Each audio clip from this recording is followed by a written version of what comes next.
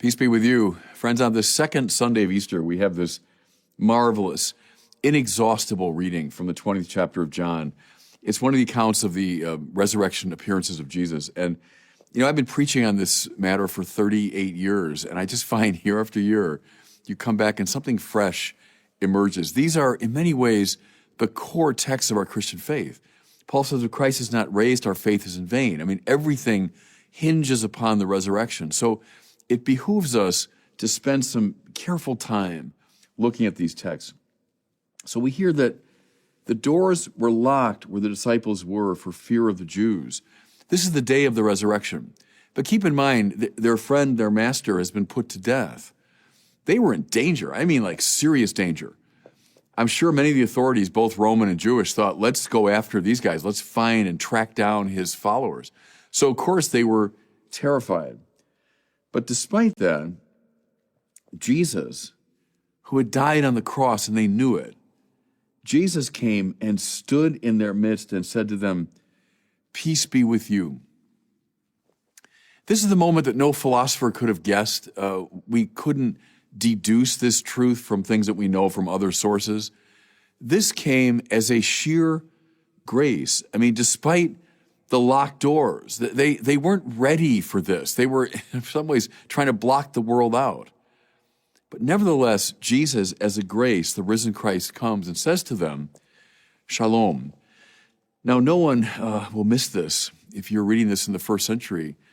This is what Israel has wanted all throughout the biblical narrative. When Israel cries out to God, "Lord, how long? How long? When will you come? Lord, when will you send the anointed? Lord, when will you act?" What they were longing for was shalom, was peace. And the risen Christ says precisely that to them, shalom.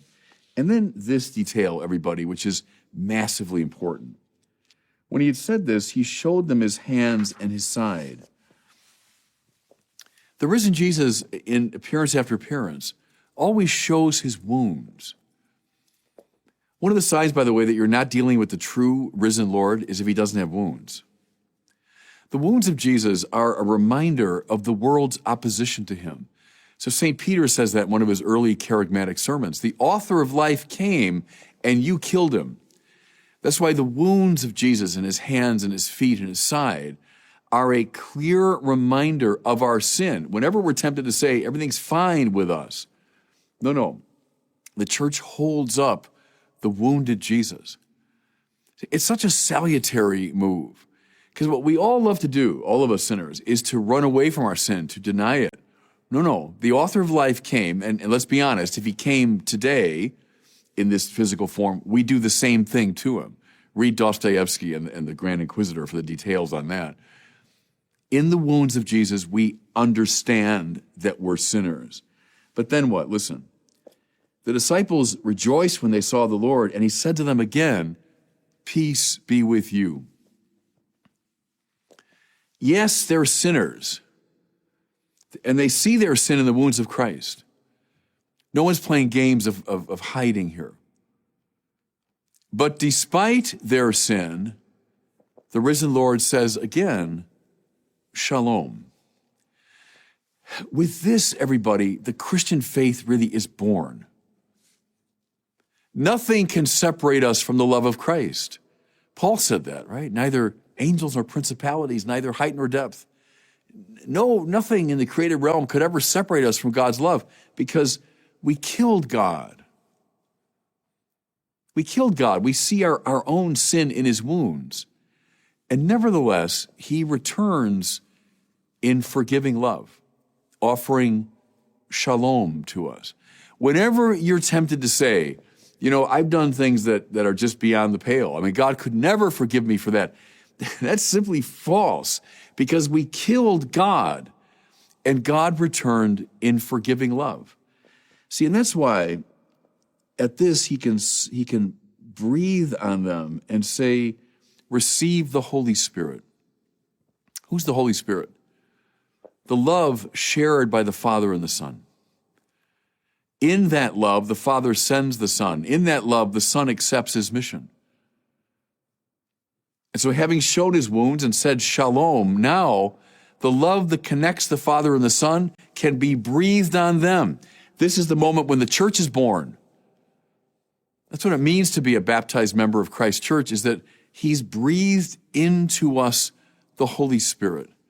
And so we can become, listen now, ourselves a source of shalom and forgiveness. Beautiful, beautiful.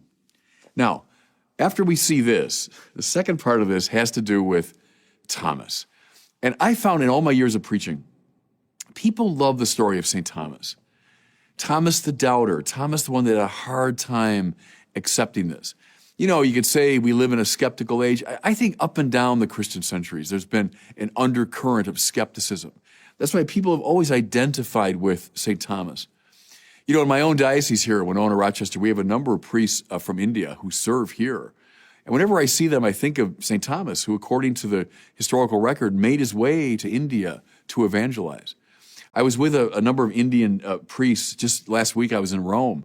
And whenever I see them, I think of Thomas, this man who went to evangelize India.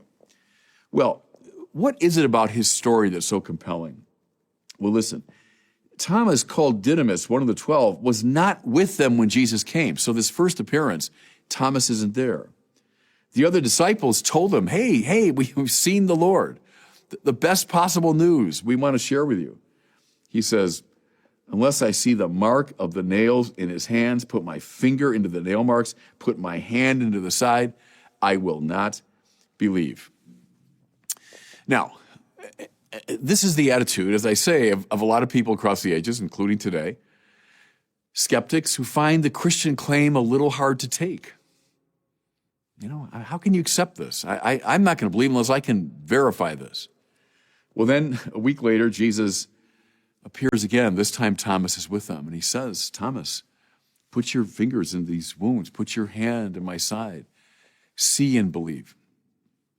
I want to talk a little bit, everybody, about the play of faith and reason, because that's a great theme that undergirds this story, the play of faith and reason. First, this.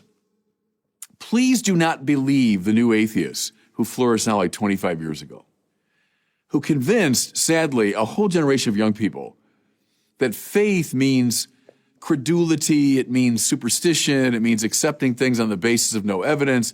I'll just, believe anything, any crazy claim that's made. That is not what the church means by faith. All of that, you might say, is on the near side of reason. Do you know what I mean? Is things that are accepted without critical analysis. Reason has not been engaged. And I just accept things on the basis of nothing. Well, that is credulity. That is naivete. That is superstition. And listen, the church is not interested in that. The church has no interest in drawing people into a naive credulity. The faith that the church talks about is a trust on the far side of reason. Let me say that again. Authentic faith is not infra-rational. It's not prior to reason. It's supra-rational. It's beyond the rational. It's reason having done its work, faith now trustingly accepts. Now, I want to give an example which I think is very apt, this comparison. Think of the manner in which you come to know another human being. Maybe you're just interested in somebody and, you've heard about him or her and you say, well, look, I'm going to look that person up on Google. And Google can tell you a lot now, and you can discover when that person was born, where they grew up, where they went to school, what their views are, maybe controversies about them. You can discover kind of a lot. And then you can maybe watch that person, on your own through TV or whatever it is, through videos. And then let's say you got the opportunity actually to meet that person. Well, fine, then your reason can continue working and you can learn more and more and more things about that person. Great. I want all of that. That's all good. We never want to put reason to sleep when you're coming to know someone. No, you should think it through. But now, imagine there comes a time when you are drawn into communion with that person. You've learned a lot on your own through reason.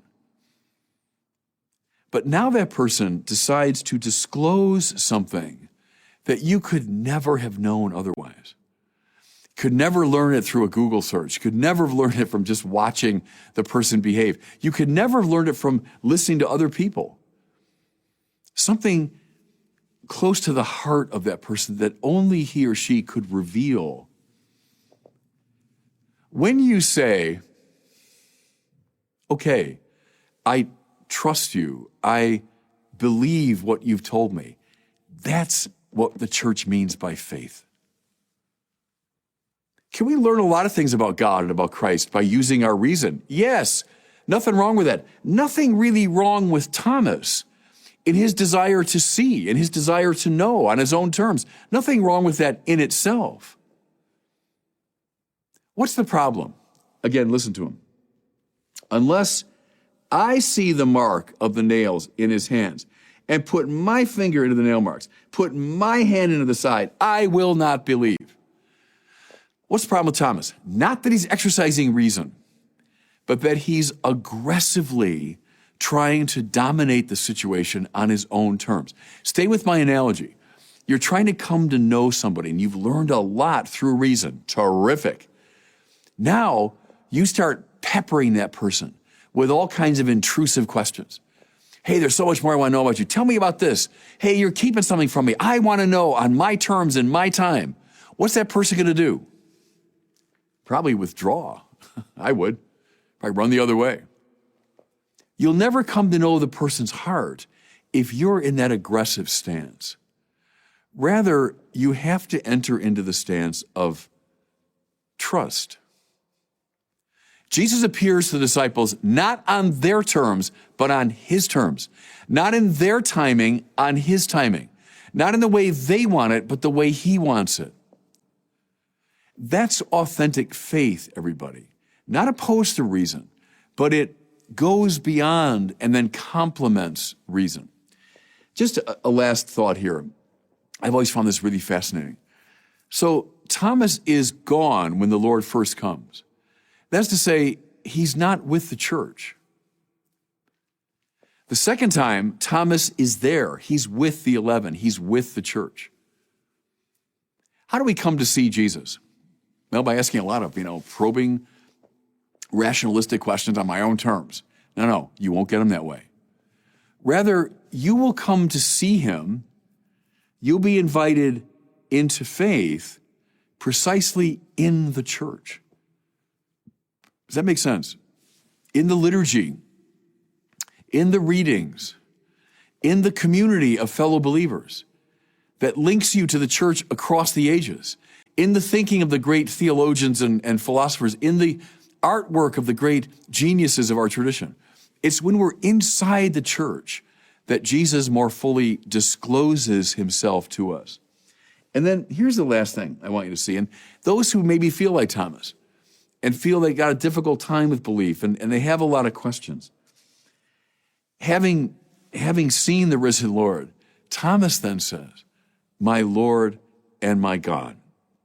There's nobody in the New Testament who gives a more thorough and exalted attestation of Jesus than this. Nobody. All kinds of people get him wrong. All kinds of people sort of see a little bit here and there. It's Thomas, the doubter, is the one who was led finally through both reason and faith to come to the greatest confession anywhere in the New Testament. So spend a little time, maybe especially those who struggle with skepticism.